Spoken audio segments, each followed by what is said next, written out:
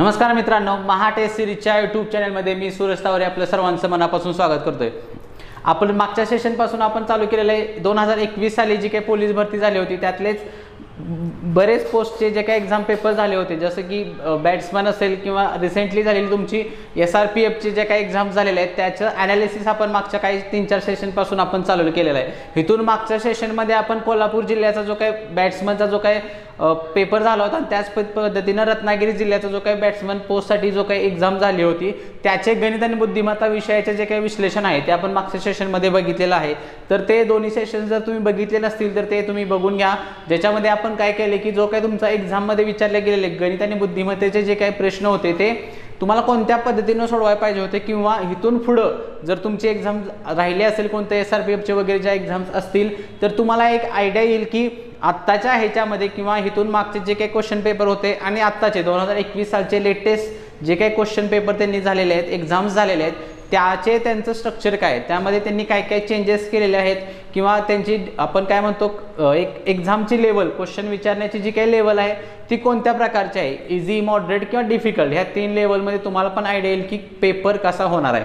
आणि आज आपण बघणार आहे काही दिवसांपूर्वी झालेला जो काही औरंगाबाद SRPF गट क्रमांक 14चा जो काही पेपर होता त्यामधले गणित आणि बुद्धिमत्ता विषयावरचे जे काही प्रश्न विचारले गेले होते त्या प्रश्नांचा आढावा आपण आजच्या सेशनमध्ये घेणार आहे। त्याच पद्धतीनं आपल्या मोबाईल MTSच्या मोबाईल ॲप्लिकेशनमध्ये तुम्हाला महासंग्राम टेस्ट सिरीज जर पाहिजे असेल, जे की आपण काय केले इथून मागच्या सगळ्या जे काही क्वेश्चन पेपर आहेत त्याचा आढावा घेऊन त्याचा सगळ्यांचं एक ॲनालिसिस करून आपण त्यामध्ये टेस्ट आपण स्ट्रक्चर केलं आहे, ज्यामध्ये 25-25चा पॅटर्न आहे। म्हणजेच 25 प्रश्न तुम्हाला गणिताचे, 25 प्रश्न बुद्धिमत्तेचे आणि बाकीचे मराठी आणि तुमचं GK ह्या सगळ्याचे 25 अशी 100 मार्क्सच्या टेस्ट सिरीज आपण डिझाईन केल्या आहेत आणि त्याची कॉस्ट टोटल फक्त तुम्हाला 99 रुपयामध्ये तुम्हाला 10 टेस्ट सिरीज तुम्हाला मिळून जातील, जे की तुम्हाला इथून पुढच्या जे काही एक्झाम्स होणार आहेत त्याच्या दृष्टीने अत्यंत महत्त्वाच्या आहेत, जेणेकरून तुम्हाला व्हरायटीचे क्वेश्चन्स जर तुम्ही टेस्ट घेतली तर 10 टेस्ट सिरीजमध्ये फक्त गणिताचे तुमचे नाही म्हटलं तरी फक्त एका टेस्टमध्ये 25 असे 10 मध्ये तुमचे 250 क्वेश्चन्स कव्हर होतील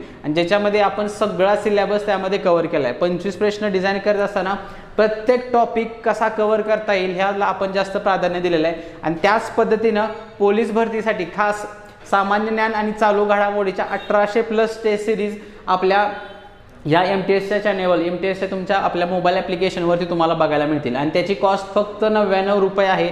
आणि हे जे काही 1800 टेस्ट सिरीज आहेत त्याचे तुम्हाला PDF फॉर्ममध्ये पण तुम्हाला ह्या सगळ्या उपलब्ध होतील। आणि त्याची अधिक माहिती जर तुम्हाला पाहिजे असेल तर स्क्रीनवरती जो नंबर आहे त्यावर तुम्ही कॉन्टॅक्ट करू शकता, तुम्हाला त्याबद्दलची अधिक माहिती ह्या सगळ्या गोष्टी त्या नंबरवरती मिळून जातील। चला तर मग, आणि आजचा जो काय पेपर आहे त्याच्याबद्दल एक तुम्हाला एक रिव्ह्यू किंवा आपण ॲनालिसिस समरी जर सांगायची झाली तर आजच्या जे काही औरंगाबाद गट क्रमांक SRPF गट क्रमांक 14चा जो काय पेपर आहे त्यामधले तुम्हाला बुद्धिमत्तेचा एकही क्वेश्चन विचारलेला गेलेला नाही।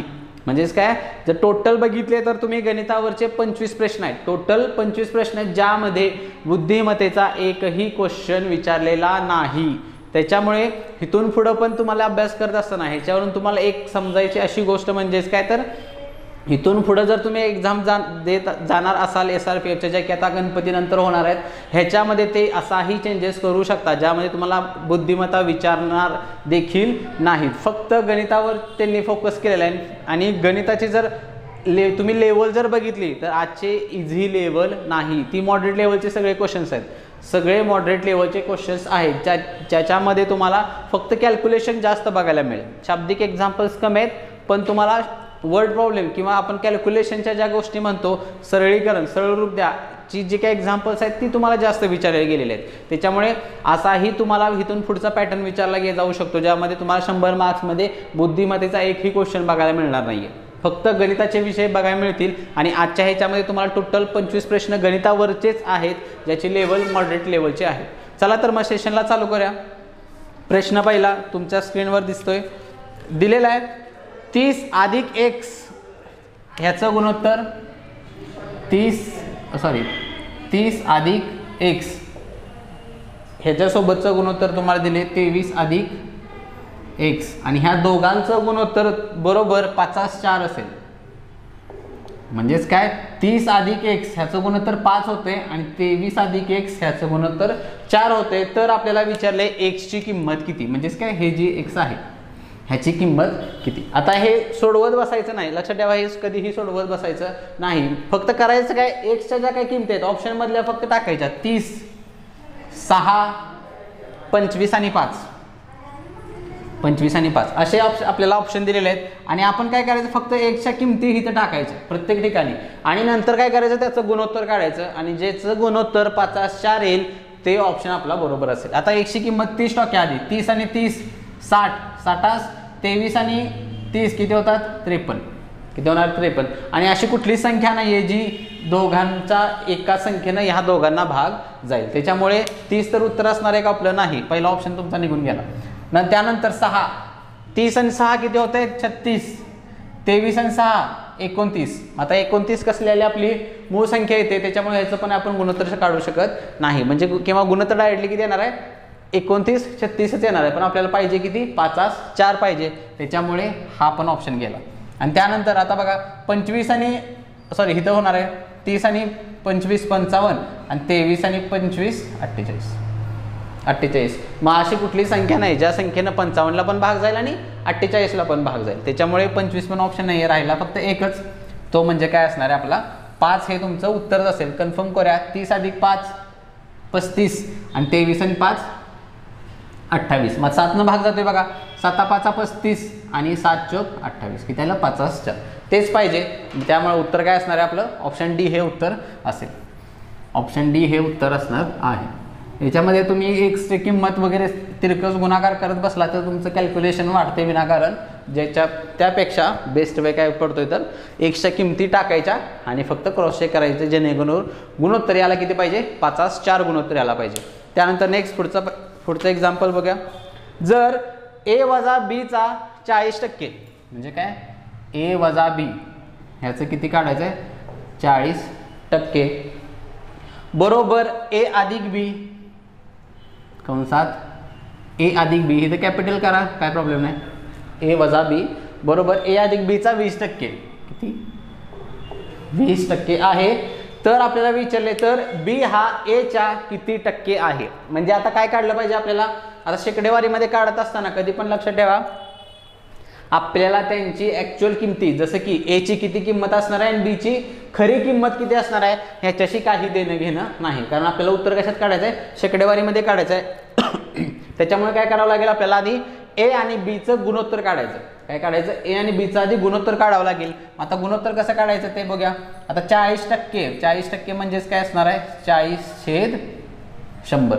40/100 इथं पण तेच होईल, a अधिक b आणि 20% म्हणजेच 20/100. म्हणजे आता किती, 0ला 0 जाईल आणि 2 2 4 2 5 10 म्हणजेच काय झालं, a वजा b कंसाला गुणिले 2/5 बरोबर a अधिक b आणि 20/5 म्हणजेच काय a अधिक b छेद 5, सगळ्याला छेद 5. मग आता इथं काय होईल, 2 न भाग घालूया आधी, सॉरी गुण्या 2 गुणिले 2a वजा 2b छेद 5 बरोबर a अधिक b छेद 5. आता इकडं पण 5 आहे, इकडं पण 5 आहे म्हणल्यानंतर ते कॅन्सल होईल. राहणार काय फक्त आपलं 2a वजा 2b बरोबर a अधिक b. आता a जर इकडं आणला तर काय वजा होईल, म्हणजे काय 2a वजा a बरोबर b इकडेच राहील आणि हे वजा 2b जर तिकडे ढकललं तर काय होणार आहे, अधिक 2b. म्हणजे काय 2a वजा a बरोबर b अधिक 2b 3b. म्हणजे आपल्याला a आणि b चं गुणोत्तर पाहिजे, म्हणजेच काय करावं लागेल, a छेद b बरोबर b इकडे येणार म्हणल्यानंतर 3 आहे असं राहील आणि b ची किंमत छेद 1. म्हणजेच काय a ची किंमत घ्यायची किती आता 3 आणि b ची घ्यायची 1. आता प्रश्न काय विचारला आपल्याला, b हा a च्या, मग b हा म्हणजे b ची किंमत किती आहे 1 आल्या, a च्या म्हणजेच काय a ची किंमत किती आहे 3 छेदात 3 चा टक्के किती, म्हणजे 1/3 आणि टक्के विचारले म्हणून गुणिले 100 आणि 1/3% किंवा अपूर्णांकात 1/3 म्हणजेच टक्केमध्ये ते किती असते तर 33.33%. किती असते 33.33%. म्हणजेच उत्तर काय असणार आहे आपलं, ऑप्शन ए हे उत्तर असेल. आपण लक्षात ठेवा ह्याच्यामध्ये आपल्याला ए आणि बीच्या ॲक्च्युअल किमतीशी काहीही देणं घेणं नाही, कारण का तर आपल्याला उत्तर जे काढायचं आहे ते शेकडेवारीमध्ये काढायचं आहे. त्याच्यामुळे आधी आपण काय केलं, त्यांचं गुणोत्तर काढलं आणि गुणोत्तरावरून एची किंमत 3 आलती आणि बीची 1, त्याच्यावरून आपण काय टक्केवारी काढली. नेक्स्ट पुढचं एक्झाम्पल, 3चा वर्ग, 5चा वर्ग, 6चा वर्ग आणि 9चा वर्ग यांची सरासरी किती. म्हणजेच काय, आता वर्ग करूया आधी आणि नंतर बेरीज आणि छेद किती संख्या आहेत त्या. 3चा वर्ग किती येणार आहे 9, 5चा 25, 6चा 36 आणि 9चा 21. बेरीज करूया, 9 आणि 1 10, 10 आणि 6 16 आणि 5 21, 7 आले 2, 8 आणि 2 10, 10 आणि 3 13 आणि 2 15. म्हणजे बेरीज टोटल किती आली 151. छेद एकूण संख्या किती जाता 4. म्हणजे सरासरी काय असते, सगळ्यांची बेरीज छेद 4. म्हणजे बेरीज 151 आली, छेद 4 भागालव्या, 4 त्रिकम 12, किती उरले 3, 31 झाले, 4 7 28, 28 म्हणल्यावर 31 3 उरले, परत 4 7 28, 2 4 25. म्हणजेच काय, दिलेल्या सगळ्या संख्यांची सरासरी ती किती असणार आहे 37.75. किती असेल 37.75 ही सरासरी असेल. नेक्स्ट एक्झाम्पल बघा, दिलेले आपल्याला दर 6 दरशे, म्हणजेच काय दर आपल्याला दिला आहे दर 6 दर शेकडा 5% दर आहे. म्हणजे दर बरोबर किती आहे 5%. 16,000 रुपये मुद्दल दिलेले आहे 16,000 रुपये, 16,000 रुपये व 2 वर्षे 8 महिने, म्हणजे मुदत किंवा कालावधी ज्याला आपण म्हणतो तो किती आहे 2 वर्ष 8 महिने. हा टोटल कालावधी आहे. ह्याचं आपल्याला काय काढायचं आहे, चक्रवाढ व्याज काढायचं आहे. मग आता ह्याच्यामध्ये आपण सूत्राचा वापर नाही करू शकत, कारण का इथं कालावधी आपल्याला सेम नाही आहे. इथं 2 वर्षांनंतर 8 महिने. जर क्वार्टरली हाफ इयरली असता तरच आपण सूत्राचा वापर करू शकतोय, पण आपल्याला इथं 8 महिने दिलेत.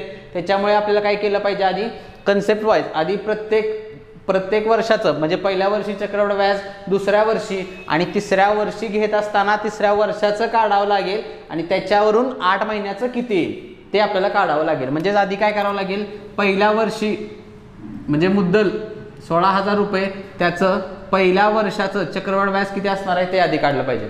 पहिल्या वर्षी लक्षात ठेवा, नेहमी आपलं चक्रवाढ व्याज हे पहिल्या वर्षी फक्त त्या मुद्दलेवरच कॅल्क्युलेट केलं जातं, फक्त पहिल्या वर्षी. आणि त्यानंतर मग पहिल्या वर्षी दर 5% राहील.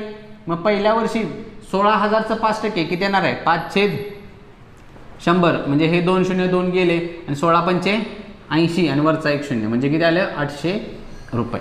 800 रुपये पहिल्या वर्षी हे व्याज भेटलं. दुसऱ्या वर्षी काढ्या. आता चक्रवाढ व्याज काढत असाल तुम्हाला माहित असेल, जे व्याज येतं ते तुमच्या मुद्दलेमध्ये ॲड होत असतं आणि दुसऱ्या वर्षी माझं व्याज त्या मुद्दल प्लस व्याज ह्याच्यावर मला व्याज लागत असते. म्हणजे टोटल मुद्दल किती होणार आहे तुमची ही 16,000 अधिक 800, 16,800 रुपये.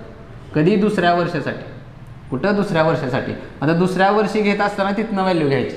म्हणजे दुसऱ्या वर्षी व्याज किती येणार आहे दर 5% आहे. मग 16,800च्या 5% काढा, 5/100, 2 0ला 2 0 गेले आणि 168 गुणिले 5, 16 पंचे 80, 800 आणि 8 पंचे 40, 840 रुपये. हे कधी दुसऱ्या वर्षी.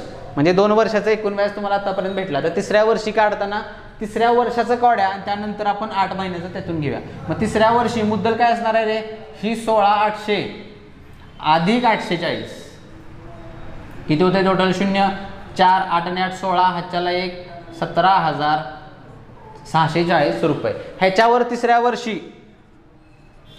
वर्षी किती 5%च दर राहणार आहे. आणि मग ह्याचं 5% काढ्या, 5/100 किंवा डायरेक्टली 1764 10%ची व्हॅल्यू, छेद 2 करा 5%ची मिळेल. 82 16 1 8 उरले, परत 82 16 आणि 2 4चे 2 2 4. म्हणजे तिसऱ्या वर्षी एकूण जर असतं तिसऱ्या वर्षाचं एकूण व्याज 882 आलं. म्हणजेच 1 वर्ष म्हणजेच किती रे 12 महिने. म्हणजे हे तिसऱ्या वर्षी 12 महिन्याची व्हॅल्यू टाकायची किती 882. मला पाहिजे कशाची तर किती महिन्यात आपले वर्ष किती 8 महिने. मला 8 महिन्याची पाहिजे. म्हणजे तिरकस गुणाकार होईल 8 गुणिले 882 छेद 12. छेद किती 12. 4 ने भाग घालूया, 4 त्रिकम 12, 4 दुनी 8, परत तिथं 3 घालूया, 3 दुनी 6, 2 उरले 28 झाले, 3 9 27, 1 उरला 12 झाले, 3 चोक 12 आणि दुप्पट किती होते तर, पण इथं 3 वर्षाचं न लिहिता आता लिहायचं किती 8 महिन्याचं. ते किती 8 महिने.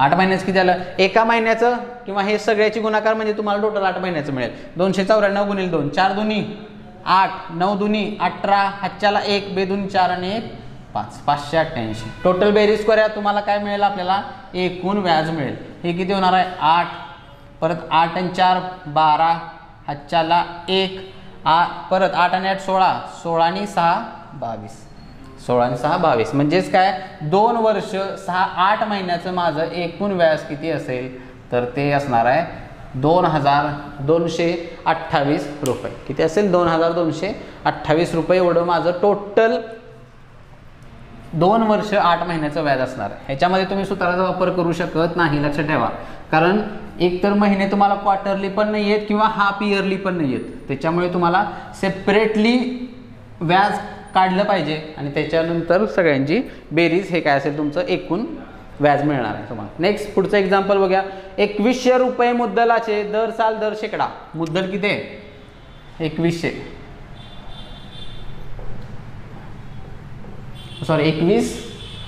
2100च आहे. मुद्दल आहे 2100 रुपये. दर दिलाय 60%, दर 60% आणि कालावधी आहे 3 वर्ष म्हणजे मुदत आहे 3 वर्ष. तर आपल्याला विचारलंय सरळ व्याज किती असतं नाही. लक्षात ठेवा आपण सरळ व्याजाचे एक्झाम्पल्स शेकडेवारीचाच फॉर्मनं यूज करतो. काय सूत्राचा वापर आपण करत नाही. म्हणजेच काय आपण ह्याच्या मागची सगळे सेशन जर तुम्ही बघितले असेल तर तुम्हाला आपण ही गोष्ट माहीत असेल. बघितले नसतील तर जरूर बघा, ज्याच्यामध्ये आपण सरळ व्याजाचे एक्झाम्पल शेकडेवारीच्या ह्यानं आपण सोडवलेली आहेत. ह्याच्यामध्ये आपण करतो काय 100%ची व्हॅल्यू आपण नेहमी घेत असतो ती म्हणजे मुद्दल म्हणजे काय असते 100%ची व्हॅल्यू दिल्या किती मग 100%ची व्हॅल्यू आपल्याकडे आहे 21,000. मग व्याज विचारले मग व्याज बरोबर आपलं काय असते शेकडेवारीमध्ये दर गुणिले कालावधी. मग 7 त्रिक 21 मला पाहिजे किती 21%ची. मग ह्या पद्धतीनं किती पाहिजे 21%ची व्हॅल्यू पाहिजे. सिंपली काय होणार आहे मग 21 गुणिले 2100 इथे 2100 करा छेद 100 2 शून्याला 2 शून्य गेले आणि 21 गुणिले 21 म्हणजे 21चा वर्ग तो किती असतोय 441. म्हणजे व्याज किती असणार आहे 441 रुपये एवढं व्याज असेल 441. म्हणजेच कितवा आहे ऑप्शन डी हे आपलं उत्तर असेल. नेक्स्ट पुढचं एक्झाम्पल 25%चे 25%. आता 25%चा अपूर्णांकात डायरेक्टली व्हॅल्यू टाकूया आपण. 25/100 करत बसायचं नाही. 25%च्या अपूर्णांकात किती असते 1/4. 1/4 चे परत 1/4 अधिक 15%चे 15%. म्हणजे 15%चे आपण टेबल नसतो आपल्याला तो लिहूया 15/100 गुणिले 15/100. म्हणजे काय इथं काय होणार गुणाकार होईल 1 1 1 आणि 4 चौक 16 1/16 बरोबर. इथं 5 न घालूया 5 त्रिक 15 5 दुनी 10. इथं सेम 5 त्रिक 15 5 दुनी 10. आता गुणाकार 3 त्रिक 9 आणि 20चा वर्ग म्हणजे 400. 20 गुणिले 20 म्हणजे 400. आता काय त्रिकच गुणाकार करूया 400 1 400 अधिक 16 90 44 छेद 16 चौक 64 64 वर 2 शून्य 6 400 बरोबर. 400 अधिक 144 किती होणार आहे 544 छेद 6 400. मग आता वर आणि खाली कुठल्या संख्येनं भाग जाईल 4 ने भाग जातोय वर आणि खाली पण भाग घालूया 4 1 4 1 उरला 14 झाले 4 त्रिकम 12 2 24 झाले 4 सक्क 24 छेद 4 1 4 2 उरले 24 4 सक्क 24 0. परत 4 ने जातोय 4 त्रिकम 12 1 उरला 4 चौक 16 छेद 4 चौक 16 400. आता परत भाग जाईल का 4 ने नाही 2 ने घालूया 17 म्हणजे 34च्या निम्म 17 छेद 400च्या निम्म 200.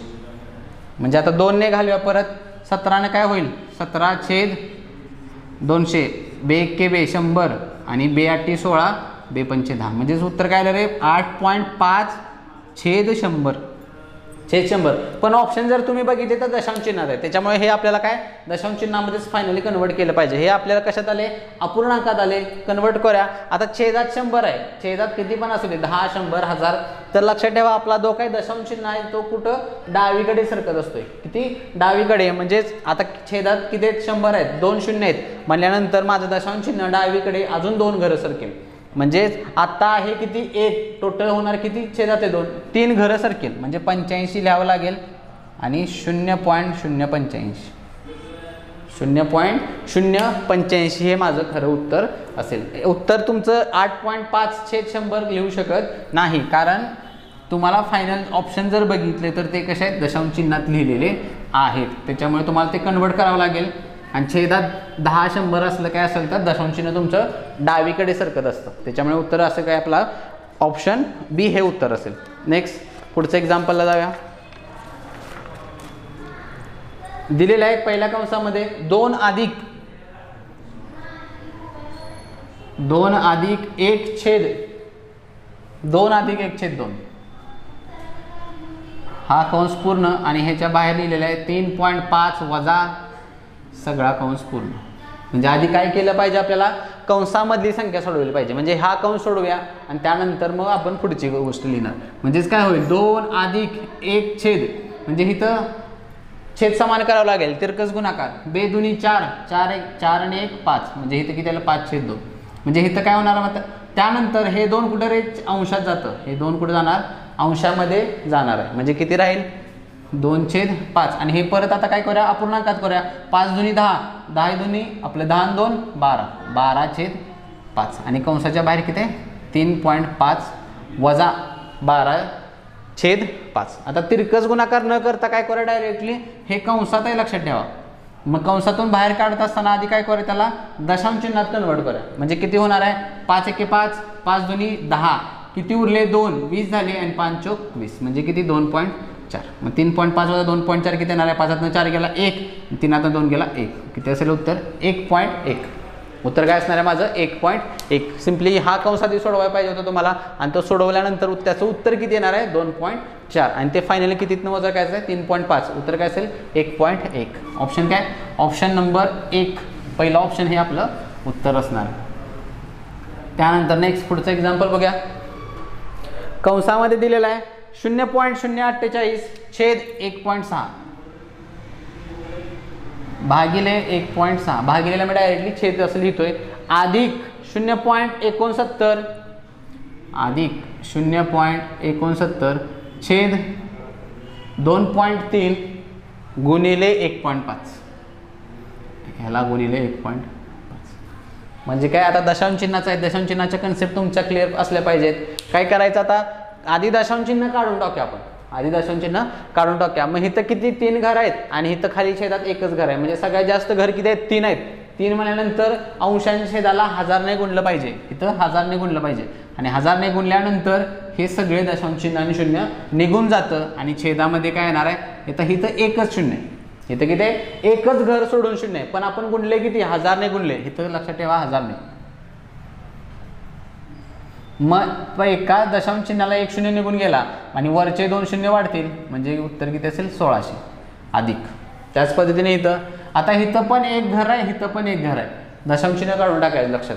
अपूर्णांकात सेम घर छेदात पण सेम घर असेल तर दशांश चिन्ह निघून जातं आणि इथलं पण जर काढलं तर किती 2 घर आहेत, त्याच्यामुळे छेदामध्ये 2 शून्य वाढतील, छेदामध्ये 2 शून्य वाढणार आहेत. आता इथं डायरेक्टली भाग घालूया, म्हणजे हे करूया आणि 69 गुणिले 15 छेद 2300 किती येणार आहे 16 × 16 16 × 48 23 × 23 100 आणि 23 त्रिक 69. म्हणजे आता राहिलं काय 3/100 अधिक 15 त्रिक 45/100 45/100 म्हणजे काय येणार आहे आता परत 45 आणि 3 छेद समान अंशाची बेरीज होईल.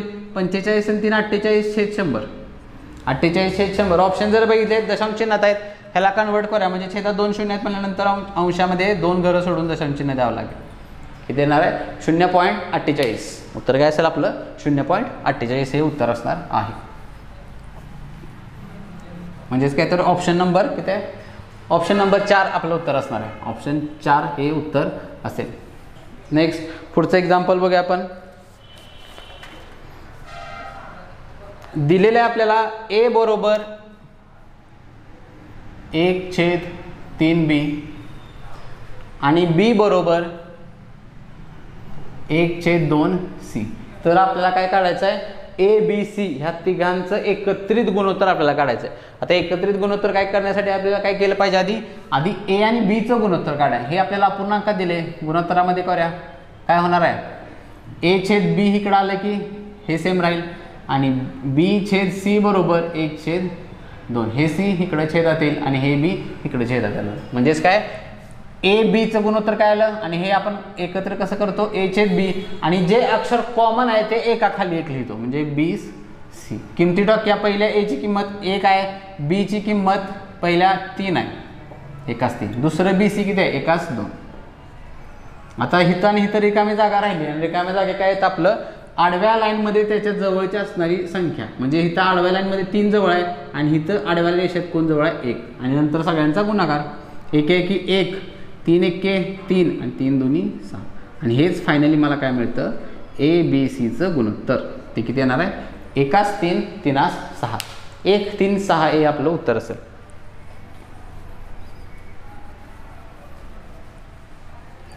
नेक्स्ट पुढच्या एक्झाम्पलला जाऊया. दिलेलं आहे आपल्याला एका वर्गातील 28 मुलांचे सरासरी वय 14 वर्ष होते. म्हणजेच 28 मुलं आहेत, सरासरी वय किती आहे, 14. एकूण बेरीज काय येईल रे, सरासरी गुणिले आपण काय करतो, विद्यार्थ्यांची संख्या, 28 × 14. त्यानंतर त्यातील वर्ग शिक्षकासहित सरासरी वय 1.5 वर्षाने वाढते. म्हणजेच काय, जेव्हा ह्याच्यामध्ये वर्ग शिक्षक ॲड होतो, वर्ग शिक्षक ॲड होतो त्यावेळी वर्ग शिक्षक ॲड झाल्यानंतर एकूण किती होतील, 29 जण होणार आहेत आणि 29 जणांची सरासरी सांगितली आपल्याला 1.5 वर्षानं वाढते. मग आधी जर 14 असेल तर होणार किती, 15.5 होणार किती, 15.5. आणि परत ह्यांची काय मिळेल आपल्याला, बेरीज. मग आता काय आपल्याला विचारले शिक्षकाचं वय. शिक्षकाचं वय काढण्यासाठी काय करावं लागेल, आधी 28 जणांच्या वयांची बेरीज काढावी लागेल. ती कशी, 28 × 14, 14 8 किती होतात, 12 दर्शे, 12 2 हे 11. परत 14 2 28, 28 आणि 11 किती होत आहेत तर 39, 392. 28 आणि 11 39. त्यानंतर आता 115.5 × 29 म्हणजे 15.5 × 29. सगळे गुणाकार करूया. 5 9 45, 4 9 5 45 आणि 4 49, 9 1 9 4 13. आणि परत 5 2 इथं फुली येणार आहे, 5 2 10, 1 5 2 10 आणि 1 11. परत 1 2 1 2 2 आणि 1 3. म्हणजे 5 9 4 आणि 4. आणि त्यानंतर एक घर सोडून दशांश चिन्ह, म्हणजे किती येणार आहे, 449.5. 449.5. ही कशाची, वर्ग शिक्षकासहित सगळ्यांची बेरीज झाली. मग आता आपल्याला विचारले काय, वर्ग शिक्षकाचं वय विचारले. मग आता मला सांगा, ही जर बेरीज वाढली आपली, मग ही बेरीज वाढण्याचं कारण काय, तर वर्ग शिक्षक ॲड झालाय. त्याच्यामुळे जर वर्ग शिक्षकाचं वय पाहिजे असेल तर काय करावं लागेल, वर्ग शिक्षकासहित त्यांची बेरीज वजा एकूण विद्यार्थ्यांच्या वयाची बेरीज, ती काय करायची, वजा करायची. म्हणजे किती येणार आहे, 5 9 2 गेले 7 आणि 14, 14 5 गेले, सॉरी 14 9 गेले, उरले 5 आणि इथं 4 3 नाही केला 0. म्हणजेच त्या वर्ग शिक्षकाचं वय येणार आहे ते म्हणजे किती असेल, 57.5. कसं करायचं असते आपल्याला, एकूण विद्यार्थ्यांची बेरीज काढायची, त्यानंतर वर्ग शिक्षक ॲड झाल्यानंतरची बेरीज काढायची आणि दोघांची वजाबाकी. म्हणजेच काय येतं तर तुमच्या नवीन शिक्षकाचं किंवा नवीन व्यक्ती जो ॲड झालाय त्याचं वय निघत असतं. ते किती आलं, 57.5. ऑप्शन डी हे उत्तर असेल. नेक्स्ट पुढचं एक्झाम्पल, 240 2/3 प्रमाण किती. म्हणजेच काय, 240ला 2/3 ह्या गुणोत्तरामध्ये आपल्याला काय डिवाइड करायचं आहे 240ला. आता गुणोत्तरातली बेरीज आपण कसं पद्धतीने सोडवतो हे, आता माझ्याकडे एकूण संख्या किती आहे 240, गुणोत्तरातली बेरीज 2 आणि 3. म्हणजेच पहिला किती असणार आहे, पहिला जो वाटा जो असेल तर तो 2 आहे, कितीपैकी 5, 3 आणि 2 5, ते छेदात गुणिले 240. भाग घालूया, किती होणार आहेत, 5 चौक 20, 4 उरले 45 आणि 48ची दुप्पट 96. पहिला वाटा आला 96. दुसरा वाटा 3 आहे, किती पैकी 5 पैकी 3 आणि 2 5 गुणिले 240, म्हणजे इथं सेमच 48च येणार आहे. आणि 48 त्रिक 4 त्रिक 12 100. पहिला वाटा 96, 4 त्रिक 12 120 आणि 8 त्रिक 24 144. दुसरा वाटा किती असणार आहे माझा 144 एवढा दुसरा वाटा असेल. म्हणजे दोन्ही प्रमाण किती असणार आहेत 96 आणि 144. ऑप्शन बी हे उत्तर असेल. ऑप्शन बी हे उत्तर असणार आहे. नेक्स्ट एक्झाम्पल बघा. दिलेला आहे एक क्रिकेटपटूची 7 डावातील सरासरी 91 धावा आहेत. म्हणजे 7 डाव मधली सरासरी किती आहे 91 धावा. बेरीज आधी काढून घ्यावी लागलीच. बेरीज काय होणार आहे, बेरीजसाठी काय करणार एकूण डाव गुणिले सरासरी किती येते 7 1 7 आणि 7 9 63. म्हणजे 7 डावांची एकूण धावसंख्या किती आली 637. पुढचं पहिल्या 2 डावातील डावांची सरासरी म्हणजेच काय पहिले जे काय 2 डाव झाले म्हणजे 2 मॅचेस आणि 2 मॅचेसची सरासरी तुम्हाला दिली 47. त्यानंतर नंतरच्या 2 डावातील सरासरी दिले 95 रन्स. तर आपल्याला काय विचारलंय तर शेवटच्या 3 डावातील सरासरी धावसंख्या किती असणार. शेवटचे जे काही 3 डाव राहिले म्हणजे टोटल झाले किती हे 2 4 तर खेळले राहिले किती 7 - 4 3 डाव राहिले. 3ची सरासरी आपल्याला काढायची आहे. 3ची सरासरी काढण्यासाठी काय लागेल मला शेवटच्या 3 मॅचेस मधली सरासरी लागणार आहे. ती सरासरी कशी काढावी लागेल तर एकूण बेरीज लागेल मला धावांची बेरीज ती कुठून इथून मिळवायची. आता मला सांगा 7 डावातील एकूण बेरीज किती आली 7 म्हणजे 7 मॅचेस मध्ये 637 केल्या. मग 2 मॅचेस मध्ये किती केल्या काढावे लागतील 2 गुणिले सरासरी म्हणजे 47ची दुप्पट डायरेक्टली किती 94. आणि त्यानंतर नंतरच्या 2 डावाची सरासरी 95 गुणिले 2 95ची दुप्पट किती होते तर 190. दोघांची बेरीज करूया 4 9 9 18 4 1 284. मग आता मला सांगा एकूण 7 डावात बेरीज किती आल्या एकूण धावसंख्या 637. 4 डावामधली किती आली रे 284. त्यामधले 4 मॅचेसमध्ये 284 रन्स केल्या. मग शेवटच्या 3 मॅचेसमध्ये किती केले असतील तर त्यासाठी काय करावं लागेल 637 वजा 284 वजा बाकी करूया 7 वजा 4 3 13 13तनं 8 गेले 5 आणि इथं 5 उरतील 5तनं 2 गेले 3 5तनं 2 गेले 3 353. टोटल राणा किती आल्या 353 शेवटच्या 3 मॅचेस मधल्या आणि छेद 3 कारण का एकूण मॅचेस 3च राहिल्यात. सरासरी कोडा किती येणार आहे 3 1 3 परत 5 परत 3 1 3 2 उरले 23 झाले 3 7 21 आणि किती 1 उरला आपलं 2 उरले आणि परत 3 संग 18 3 संग 18 हे वाढत जाईल. म्हणजे उत्तर माझं फायनली सरासरी किती असेल ती म्हणजे 117.66. शेवटच्या 3 मॅचेसची सरासरी किती असणार आहे 117.66 एवढी असेल.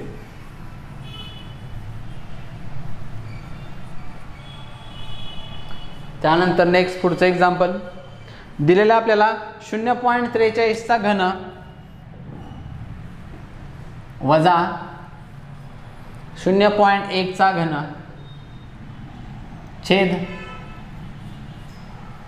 0.43 चा वर्ग अधिक 0.043 अधिक 0.1चा वर्ग बरोबर किती आपल्याला विचारलं. म्हणजेच काय इथं आपल्याला ह्याला सरळ रूप द्यायचं आहे पण सरळ रूप देत असताना इथं 0.43चा घन किंवा 1चा घन करत बसायचं नाही. ह्याच्यामध्ये आपल्याला करावं काय लागतं तर आपण सूत्राचा वापर करावा लागणार आहे. काय करावं लागेल सूत्राचा वापर करायला लागेल. त्याच्यासाठी काय करणार मी 0.43ला ए मानणार 0.43ला ए मानायचं 0.1ला काय मानायचं बी. मग आता इथं कुठल्या सूत्राचा वापर करावा लागेल ते आधी बघायचं. म्हणजे इथं होणार काय एचा घन वजा बीचा घन छेद मग ते एचा वर्ग अधिक इथं 2ab सॉरी ab अधिक इथं काय होणार आहे बीचा वर्ग. मग आता मला सांगा इथं आपल्याला कोणत्या सूत्राचा वापर करावा लागेल ह्या सूत्राचा काय एचा घन वजा बीचा घन त्याचं एक्सपान्शन काय असते तर ए वजा बी दुसऱ्या कंसात एचा वर्ग अधिक ab अधिक बीचा वर्ग छेद हे आहे असं सेम राहील एचा वर्ग अधिक ab अधिक बीचा वर्ग. म्हणजेच काय, आता इथं पण ही सेम कन्सेप्ट आहे, इथं पण सेम संख्या आहे. म्हणल्यानंतर ते अंशात आणि छेदातली निघून जाईल. राहिलं फक्त काय, ए वजा बी. राहिलं फक्त काय माझं ए वजा बी. आता किमती डोक्या. ए ची किंमत किती घेतलेली मी 0.43 वजा बी ची किंमत किती आहे 0.1 आणि दोघांची वजाबाकी केली तर काय येणार आहे 0.1 वजाबाकी करूया 3 4 नाही गेला 3 म्हणजे उत्तर काय असेल 0.33. उत्तर काय असणार आहे माझं 0.33 एवढंच उत्तर असेल. पण सूत्र काय ह्या पद्धतीने तुम्हाला सोडवायचं आहे. कोणत्या सूत्राचा वापर करावा लागेल, ए चा घन वजा बी चा घन. उत्तर काय असेल 0.33.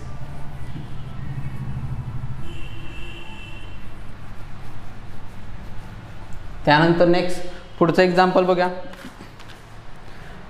एका वर्तुळाची त्रिज्या 12% कमी केली तर क्षेत्रफळ किती टक्क्याने कमी होईल. म्हणजेच काय होणार आहे, आता 12% कमी केले, लक्षात ठेवा 12% कमी. मग आता 12% म्हणजे किती होते 12/100. 4 ने भाग जाईल, 4 त्रिकम 12 आणि छेद 25. म्हणजेच काय 12%ची अपूर्णांकात किती आली 3/25. आणि हितली छेदामधली जी काही संख्या असते ती आपण काय घेतो इनिशियल मूळ संख्या. म्हणजेच इथं काय मूळ त्रिज्या मानायची. मूळ त्रिज्या 25 असेल तर ती होणार किती 12%ने कमी केले, अंशी किती आहे 3 आहे. जो काय अंश असतो तो आपण काय करतो वजा करतो. तो काय करतो वजा करत असतो. जर वाढवली तर अधिक करायचा, वाढवला तर अधिक. म्हणजेच मूळची त्रिज्या 22 होती ती आता होणार किती 25 होती ती 22 होणार. 25 ची 22 झाली म्हणजे इथं क्षेत्रफळ काय असणार आहे. इथं क्षेत्रफळ सुरुवातीचं क्षेत्रफळ काढ्या. वर्तुळाचं क्षेत्रफळ पाय आर चा वर्ग 25 चा वर्ग 625. हे टोटल क्षेत्रफळ झालं पहिलं. आता इथं पायनं गुणत बसायचं नाही, कारण का आपण काय करणार आहे नंतर त्याचं काय करावं लागेल आपल्याला शेकडेवारीमध्येच काढायचं आहे. त्याच्यामुळे आपण कितीने वाढ झाली किंवा पायने किंमत टाकून गुणाकार करत बसायचं नाही. मग इथं पण काय असणार आहे तेच पाय गुणिले 22 चा वर्ग. 22 चा वर्ग किती असतो तर 484.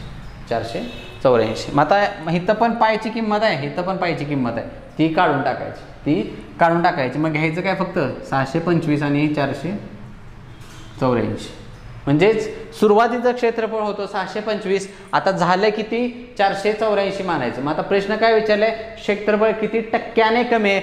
किती टक्क्याने कमी करण्यासाठी आपण काय करतो दोघांमधला फरक. कितीचा फरक येतोय 5 4 गेला 1 12 किंवा 62 वजा 84 किती येणार आहे तर 14. 141 छेद कोणापेक्षा आता कमी झाले पण कोणापेक्षा मूळच्या क्षेत्रफळापासून. मूळचं क्षेत्रफळ किती आहे 625 गुणिले 100. आता भाग घालूया कितीने 25 न जाईल 25 दुनी 50 12 उरले 25 5 100. इथं 25 चौक 100 गुणाकार करूया. 4 1 4 4 चौक 16 हातच्याला 1 4 1 4 आणि 1 5 564/25. पण आपल्याला उत्तर दशांश चिन्हात काढायचं आहे. भाग घालूया. 25 दुनी 50 6 उरले 64 परत 25 दुनी 50 परत 14 म्हणजे दशांश चिन्ह येणार 14 25 चौक 100 25 चौक 100 म्हणजे किती येणार आहे 114 नाही 140 राहिलं 140 आणि 25 5 125 15 उरले म्हणजे 125 वजा 15 उरले आणि 25 सक्क 150 म्हणजे उत्तर काय असणार आहे माझं 22.56. त्यानंतर नेक्स्ट पुढचं एक्झाम्पल बघूया. वर्गमुळात दिलेलं आपल्याला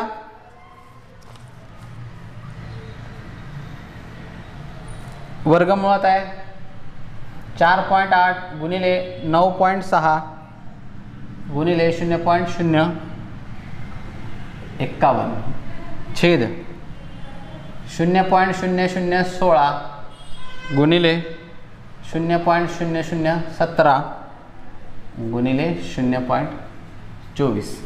ठीक आहे, ह्याचं उत्तर काढायचं. आता इथं काय प्रत्येक ह्याच्यामध्ये दशांश चिन्ह आहे. प्रत्येक इथं दशांश चिन्ह आधी दशांश चिन्ह आपण काढून टाकूया आणि त्यानंतर भाग घालूया कारण कन्फ्युजन राहत नाही.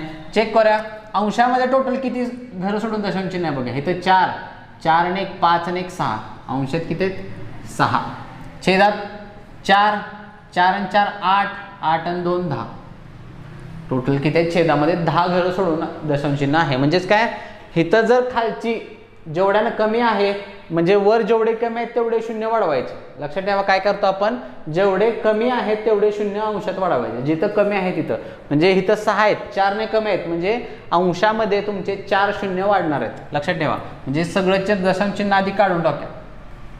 48 गुणिले 96 गुणिले 51.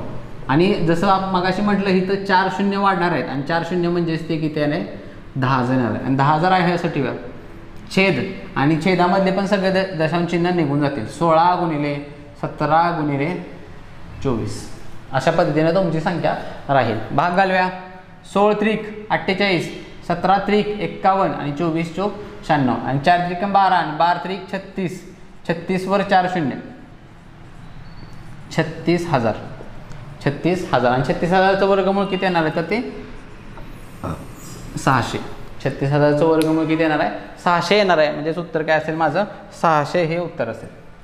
उत्तर काय असणार आहे, 600 उत्तर असेल. त्यानंतर नेक्स्ट पुढचं एक्झाम्पल बघूया. दिलेलं आहे आपल्याला 0.137 अधिक 0.098 चा वर्ग वजा 0.137 वजा 0.098 चा वर्ग छेद 0.137 गुणिले 0.098. ठीक आहे. ह्याचं काय आपल्याला सरळ रूप द्या किंवा बरोबर काय येणार आहे ते आपल्याला सांगायचं आहे.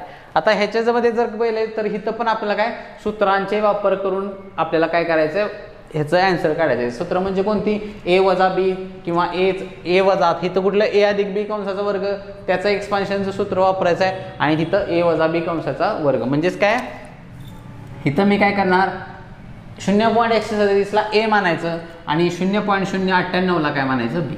म्हणजेच काय, ए अधिक बी कंसाचा वर्ग त्याचं एक्सपान्शन काय असते ते डायरेक्टली लिहितो मी. ए वजा काय असते तर ए चा वर्ग अधिक 2ab अधिक बी चा वर्ग. हे ह्याचं एक्सपान्शन झालं, हे पहिल्या कंसात.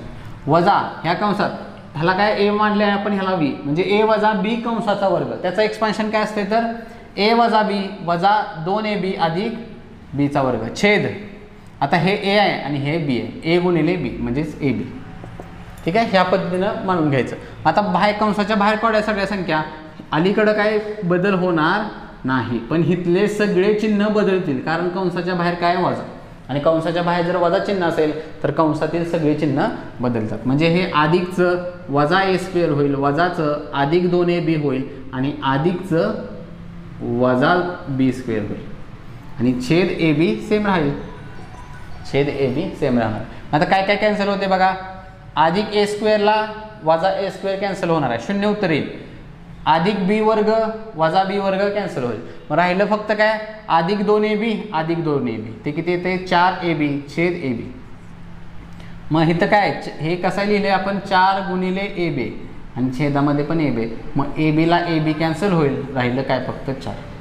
उत्तर काय असेल, फक्त 4 राहणार आहे. बाकी सगळ्या गोष्टी तुमच्या कॅन्सल आउट होतील, उत्तर फक्त 4 असेल. पण लक्षात ठेवा इथं प्रिंटिंग मिस्टेक झाले. ऑप्शन बी जर बघितला तर 4 आहे, तेच उत्तर आहे, पण प्रश्नामध्ये तुमच्या मिस्टेक वाईज तिथं काय झाले तर वजा 4 प्रिंट झालेलं आहे. काय झाले, वजा 4 प्रिंट झालेलं आहे, त्याच्या ते बाय मिस्टेक झालेलं आहे, पण खरं उत्तर काय असणार आहे 4 हे उत्तर असेल.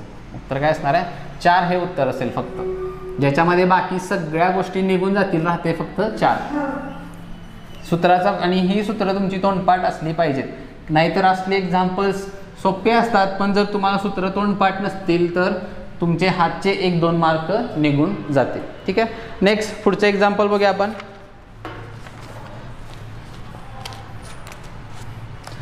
दिलेलं आहे आपल्याला 96.54 वजा 89.63 छेद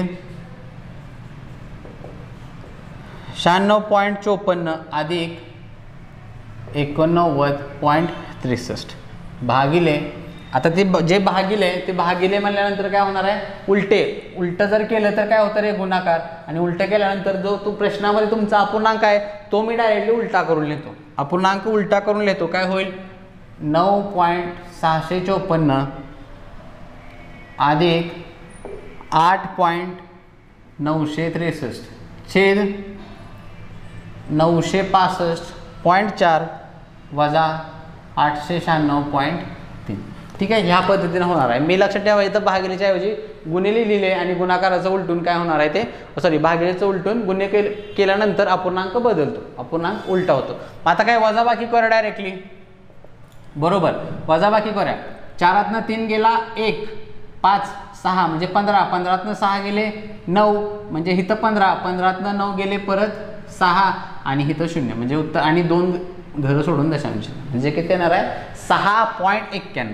6.91 छेद इथं बेरीज करायचे 4 आणि 3 7, 5 आणि 6 11, हातच्याला 1, 9 आणि 6 15 आणि 1 16, हातच्याला 1 परत 8 आणि 9 17, 17 आणि 1 18, 18,617 आणि दशांश चिन्ह लक्षात ठेवा 2 घरं सोडून आहे.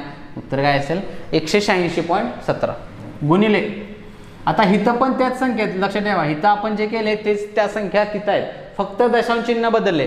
बेरीज किती आली आपली तेच ठेवा 186.17 बेरीज एवढीच येणार आहे, पण दशांश चिन्ह लक्षात ठेवा दशांश चिन्ह किती आहे 3 घरं सोडून आहे म्हणजे इथे काय येणार आहे 18.617 छेद वजाबाकी आहे, वजाबाकी एवढीच येणार आहे, वजाबाकी हीच येईल 691.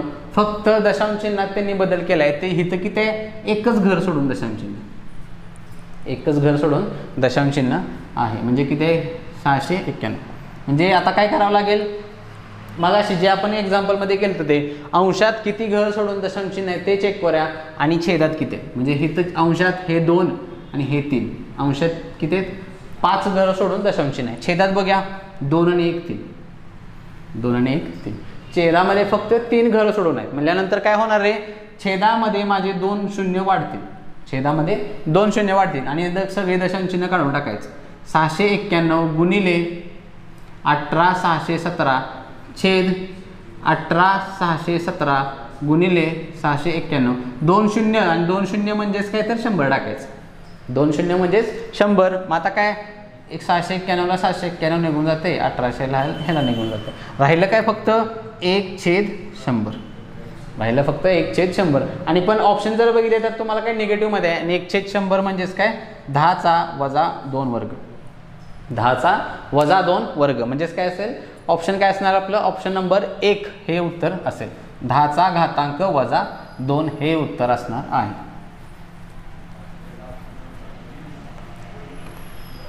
त्यानंतर नेक्स्ट पुढचं एक्झाम्पल बघा.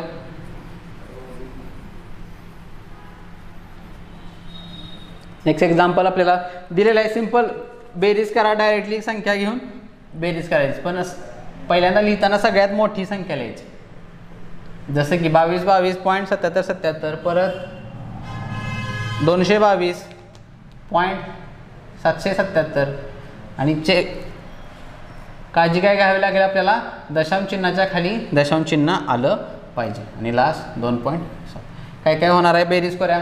हे 7 राहील 7 आणि 7 14, हातच्याला 1 इथे येईल 7 त्रिक 21 आणि 1 22 2 7 चौक 28 आणि 2 30 3 4 घरं सोडून दशांश चिन्ह.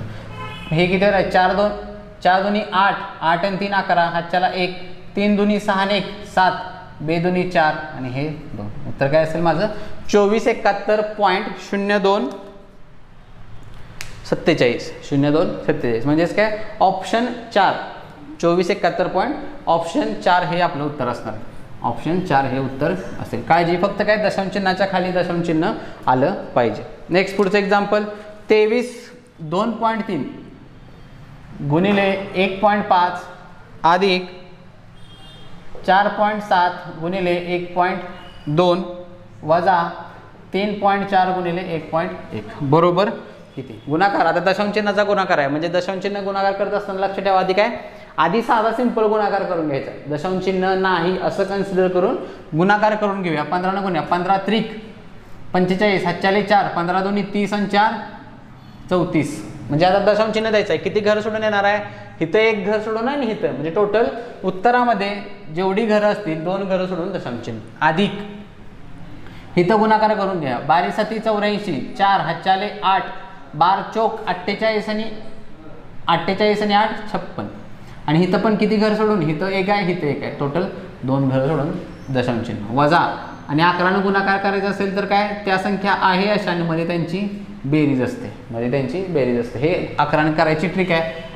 काय येणार आहे, परत 2 घरं सोडून म्हणजे 3.74. आता ह्यांची बेरीज करूया. काय येणार आहे, 3.45 अधिक 5.64. 5 आणि 4 9, 6 आणि 4 10, ह्याच्याला 1, 5 आणि 3 8 आणि 9, 9.09 वजा 3.74.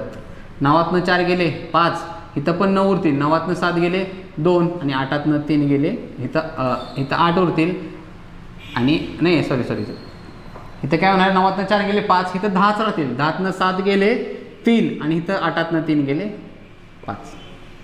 5.35. उत्तर काय असेल, 5.35. म्हणजेच option number 1 sorry option C हे उत्तर असेल. ऑप्शन सी हे उत्तर असणार. त्यानंतर नेक्स्ट पुढचं एक्झाम्पल बघा. नेक्स्ट एक्झाम्पल दिलेलं आहे आपल्याला 7.2 गुणिले 0.96 गुणिले 5.5 छेद 0.12 गुणिले 0.008 गुणिले 1.1. ठीक आहे, ह्या पद्धतीने आपल्याला उत्तर काढायचं आहे. म्हणजे आता सर मगाच्यासारखं दशांश चिन्हाचं आलं, अंशात किती घरं सोडून दशांश चिन्ह आहे ते आधी मोजा. इथं 1 2 आणि 1 3 आणि 1 4. अंशात किती घरं सोडून आहे, 4. छेदामध्ये 2 2 आणि 3 5 आणि 1 6. छेदामध्ये किती, 6 घरं सोडून आहेत. म्हटल्यानंतर कुठं 2 शून्य वाढवावे लागतील रे, अंशामध्ये 2 शून्य वाढवावे लागतील. आधी दशांश चिन्ह काढून टाका सगळीकडचं. 72 गुणिले 96 गुणिले 55 छेद 12 गुणिले 8 गुणिले 11. आणि जसं की म्हटलं की छेद अंशात 2 शून्य वाढवायचे. 2 शून्य म्हणजेच काय तर लिहायचं 100. 2 शून्य म्हणजे 100. भागायला डायरेक्टली 12 8 96, 8 9 72 आणि 11 5 55. 8 5 40, 9 चौक 36, 360 वरचे 2 शून्य, वरचे 2 शून्य किती येणार आहे,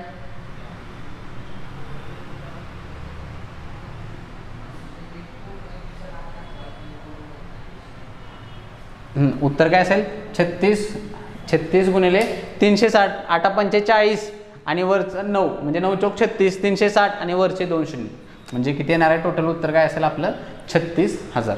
उत्तर काय असेल आपलं 36,000 उत्तर असणार आहे. लक्षात ठेवा, खाली 6 घरं आहेत, वर 4 घरं आहेत. म्हणल्यानंतर 2 शून्य वर वाढतील, 2 शून्य वर वाढणार आहे. 2 शून्य म्हणजेच 100 म्हणजे उत्तर काय असेल 36,000. उत्तर काय असणार आहे 36,000 हे उत्तर असेल.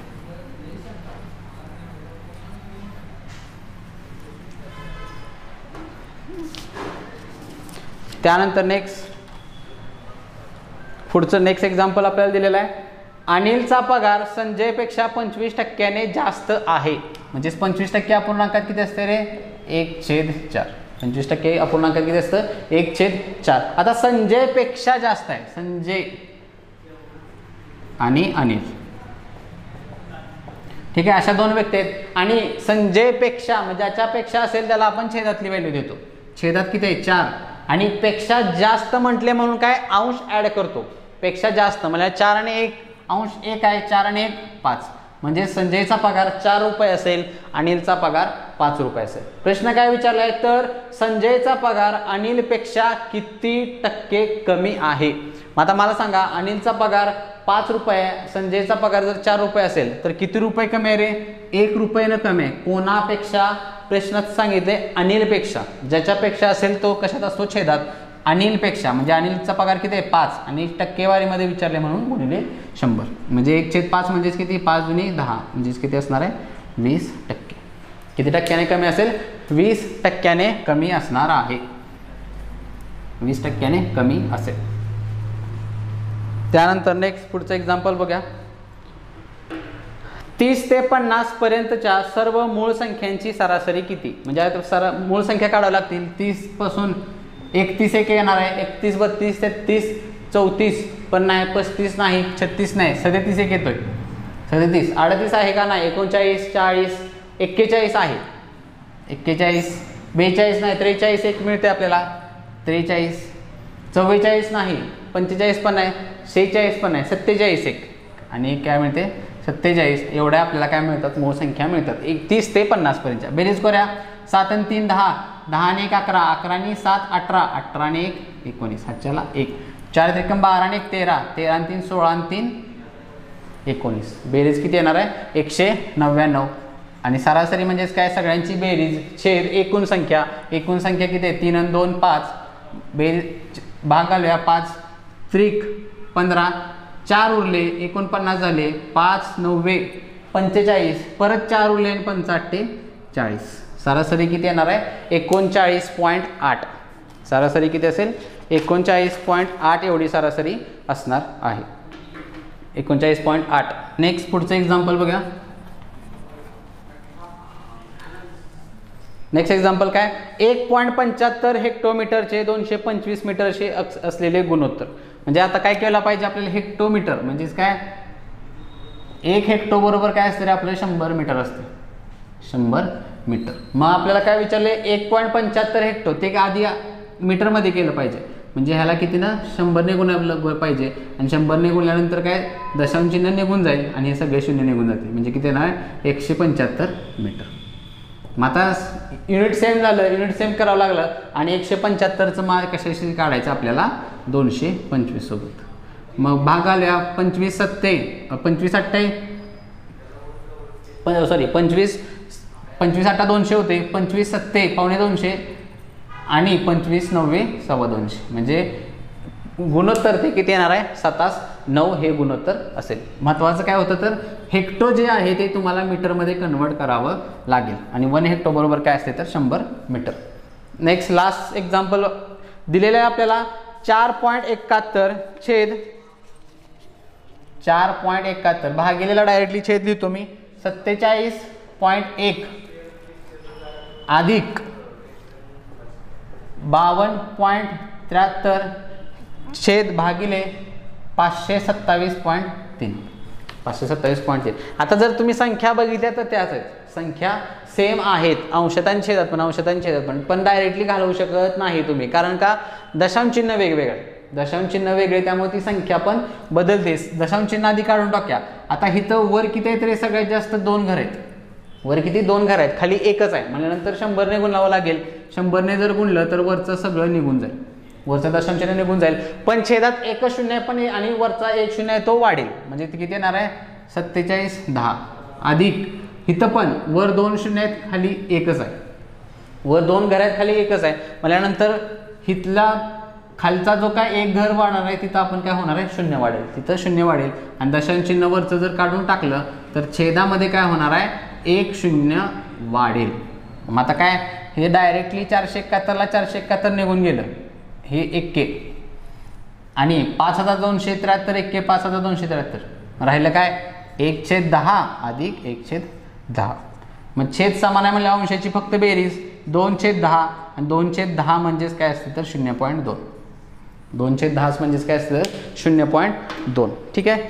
इथं सगळी जी काय औरंगाबाद SRPFचा जो काय तुमचा पेपर झाला होता गट क्रमांक 14चा, त्यामधले जे काही सगळे गणिताचे प्रश्न आहेत ते आपले इथं संपलेले आहेत. तुम्ही जर आता तुम्हाला आयडिया आली असेल, जे काही 25 प्रश्न होते ते इझी लेवलचे नव्हते. मी जसं की लेक्चरच्या सुरुवातीला सांगितलं होतं की इझी लेवलचे पेपर क्वेश्चन्स नाही, ते तुमचे मॉडरेट लेवलचा पेपर आहे. मॉडरेट आणि डिफिकल्ट लेवलचे क्वेश्चन्स जास्त आहेत आणि ह्याच्यामध्ये फक्त गणित आहे. त्याच्यामुळे लक्षात ठेवा, इथून पुढचे जर एक्झाम्स SRPFच्या एक्झामला जर तुम्ही जाणार असाल तर तुमचे विचार अशाही पॉईंट ऑफ व्ह्यूमधून पाहिजेत की तुम्हाला फक्त गणिताचेच क्वेश्चन विचारले जातील आणि ते इझी नाहीत, जे की मॉडरेट आणि डिफिकल्ट लेवलचे क्वेश्चन्स असतील. आणि त्याच्यामुळे इथून मागचे सगळे जे काही आपली PYQ सिरीज आहे त्याच पद्धतीनं महासंग्राम टेस्ट सिरीजमधले अतिसंभाव्य प्रश्न संच जे काही आपले झालेले आहेत ते तुम्ही नक्की बघा, ज्याच्यामध्ये आपण 25-25च्या पॅटर्ननं एक्झाम्स घेतलेले आहेत. त्याच्यामुळे तुमचं गणिताचे पण सराव होईल प्लस बुद्धिमत्तेचा पण सराव होणार आहे. आणि जर तुमची कठीण पातळी बघितली तर आपण जे काही क्वेश्चन पेपर सेट केलेत त्याच्या रिस्पेक्टिव्ह त्याची लेवल आणि ह्याची लेवल सेम आहे. त्याच्यामुळे तुम्हाला अतिसंभाव्य टेस्ट सिरीज पण तुम्ही बघा, ज्याच्यामध्ये तुम्हाला सगळे क्वेश्चन्स कव्हर होतील. ठीक आहे. थांबूया, आपण भेटूया आपल्या पुढच्या सेशनमध्ये. थँक्यू.